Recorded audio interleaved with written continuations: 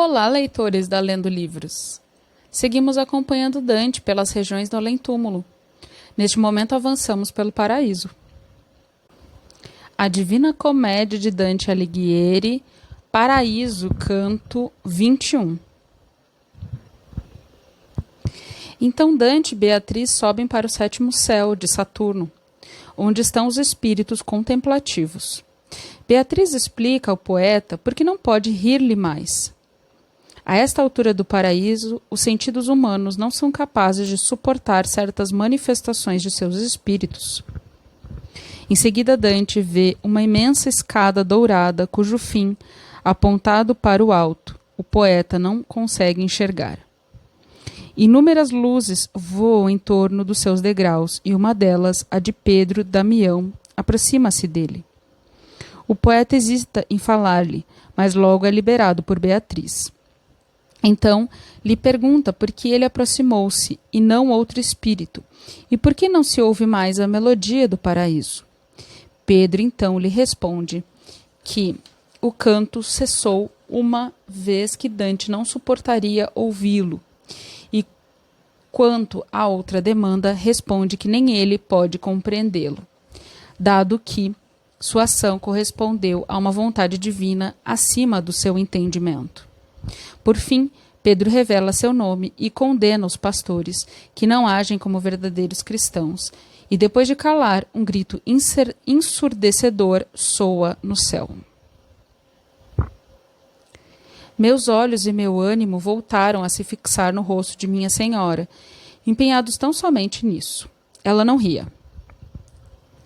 Se eu risse, começou, viraria cinzas, como Semele. Ele se refere ao episódio mencionado no canto 30 do Inferno. Hera induziu Semele, filha do rei Cadmo, a querer ver Zeus em toda a sua plenitude. Virou cinzas por isso. Pois minha beleza, à medida que ascende pelos degraus do eterno palácio, fica mais fulgurante, como já viste. Se eu não a atenuasse, resplandeceria tanto que teus sentidos seriam pulverizados como um galho que o raio fende. Subimos ao sétimo esplendor, que irradia lá embaixo o seu valor, misturado ao da constelação do leão ardente. Ela se refere que o sétimo céu é de Saturno. Neste momento da caminhada, mês de abril, Saturno está sob a constelação do leão. Deixa agora tua mente ao sabor dos olhos e deixa neles os reflexos da figura que te aparecerá neste grande espelho. Quem soubesse o quanto me alimentava espiritualmente a visão do rosto enlevado de minha senhora, entenderia o quanto era grato por obedecer à minha guia celestial, contrapondo um lado com o outro. Dentro do cristal que traz o nome do seu condutor, ele se refere a Saturno, que governara o mundo na Idade do Ouro, era da inocência, sob o qual toda a malícia sucumbiu quando reinou na terra. Vi translúcida e da cor do ouro uma escada erguer-se de tal modo que não se lhe alcançava o fim. Vi também descerem tantos lumes por seus degraus que pensei que toda a luz do céu estivesse ali, tal como as gralhas que, por hábito, ao raiar do dia, mexem-se para esquentar as penas, enregeladas ou voam embora sem retornar, enquanto outras voltam para o ponto de partida e sobrevoam os ninhos. Assim me pareceu cintilarem aquelas luzes logo que tocavam em um degrau da escada. Mais brilhante que os demais, um dos beatos aproximou-se tanto de nós que me peguei pensando. Vejo limpidamente o amor que me acenas, mas aquela da qual agora aguardo a hora de dizer e calar não se manifesta. Então, apesar do meu desejo, deixo de perguntar-te. Ela, ao ver na mente daquele que tudo vê o que eu calara, me disse: desata o teu ardente querer. Comecei então. Não sou digno de tua resposta, alma abençoada, não por a merecer, mas em nome daquela que concede essa mercê, diz, luz divina, que se esconde nos raios de tua alegria, a razão de te aproximares de mim quando me viste. E por que silencia nesta esfera a doce sinfonia do paraíso, que soa tão divina lá embaixo? Respondeu-me então: tem olhos e ouvidos de um mortal, por isso, pela mesma razão que Beatriz não te sorriu. Aqui não cantamos. Desci os degraus da escada santa apenas para alegrar-te com minhas palavras e a luz que me envolve.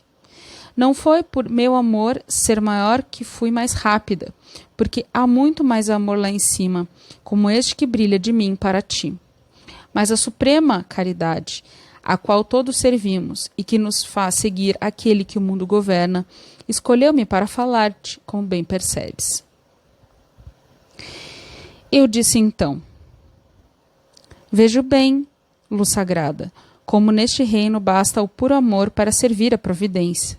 Mas isso para mim é difícil de compreender, porque somente tu foste predestinada a essa tarefa entre todas consortes.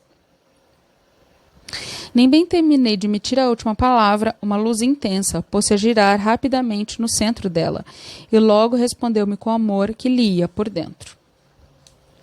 A luz divina aponta em minha direção, e depois me penetra através desta luz que me acolhe, e cuja virtude, aliada à minha visão das coisas, eleva-me tanto acima de mim que eu vejo a suma essência da própria luz da qual ela provém.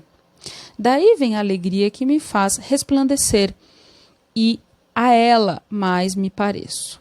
Mas até a alma mais fulgurante do céu e do serafim cujos olhos estão fixos em Deus não satisfaria tua demanda, pois o que pedes adentra o abismo da eterna lei, da qual toda criatura está apartada.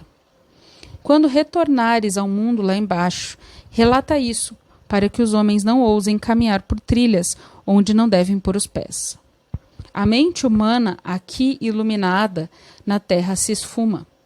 Então lembra que lá embaixo não conseguirás fazer o que não consegues fazer aqui, ainda que tenha sido elevado ao céu. Assim, suas palavras puseram-me um limite, e só lhe perguntei ainda humildemente quem tinha sido. Entre os dois litorais da Itália, erguem-se montanhas não tão distantes da tua pátria, tão altas que os trovões estrondeiam mais abaixo, formando um cimo chamado de Cátria. Debaixo dele há um eremitério consagrado ao culto de Deus. Assim falou pela terceira vez e mais um pouco. Ali servia a Deus tão firmemente e só me alimentando com os frutos da oliva, passando levemente pelo inverno e o verão, contente com minha contemplação. Desse claustro era fértil este céu, de onde vieram várias almas. Agora delas está vazio, e em breve convém que isso se revele. Ali fui Pedro Damião, o Pedro, o pecador, na igreja de Nossa Senhora, no litoral adriático. Ele se refere a Pedro Damião, que nasceu em Ravenna em 1007 e morreu em Faenza em 1072. É autor, entre outros escritos, de Gratíssimos e Gomorrianos. Havia vivido pouco quando fui chamado a trajar o capelo, que hoje passa de um mau sujeito a outro pior ainda. Veio Cefás, veio o vaso da eleição. Ele se refere a Cefás, e é o nome de Pedro em aramaico, e vaso da eleição é o apóstolo Paulo. Ambos magros e descalços, pedindo comida a quem os acolhesse. Agora os pastores modernos querem quem os carregue de ambos os lados, quem os conduza e quem os assegure por trás, de tão pesados que são. Cobrem os palafrens com seus mantos, de modo que duas bestas trotam debaixo da mesma pele. Ó paciência, que em face disso se contém. A essa pregação, vi inúmeras chamazinhas de degraus em degrau subir e girar, e a cada giro ficarem mais belas. Vieram para perto da luz que me falara, pararam em torno dela e soltaram um grito tão estridente que nada poderia semelhar-se a ele, e tal modo me atordoou que não pude compreendê-lo. Fim do canto 21.